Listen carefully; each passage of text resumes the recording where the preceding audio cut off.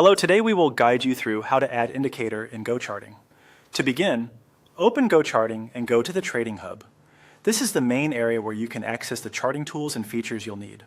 If you're new to the platform, this is where most of your chart setup starts, so it's a good place to get familiar with the layout before making any changes.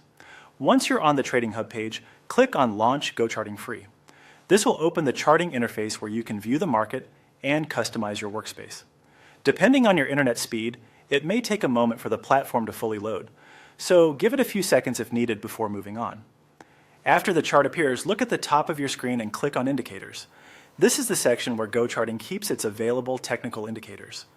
Indicators are tools that help you analyze price action, momentum, trends, and market behavior.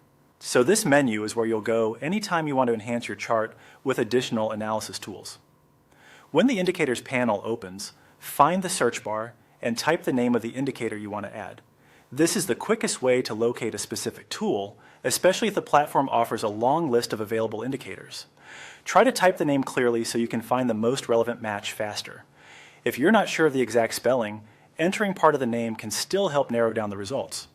Once you see the indicator you want, click on it. As soon as you do, the indicator will be added to your chart. Then, check the graph to confirm that it has appeared correctly. Some indicators may display directly over the price chart, while others may appear in a separate panel above or below the main graph. That is completely normal and depends on the type of indicator you selected. If you don't notice the change immediately, take a closer look at the chart area and any lower panels, since some indicators can be subtle at first glance. It can also help to give the chart a second to refresh. And that's it. You've successfully added an indicator in GoCharting. Once you're comfortable with this process, you can repeat it anytime to test different indicators and customize your charting setup to match your trading style.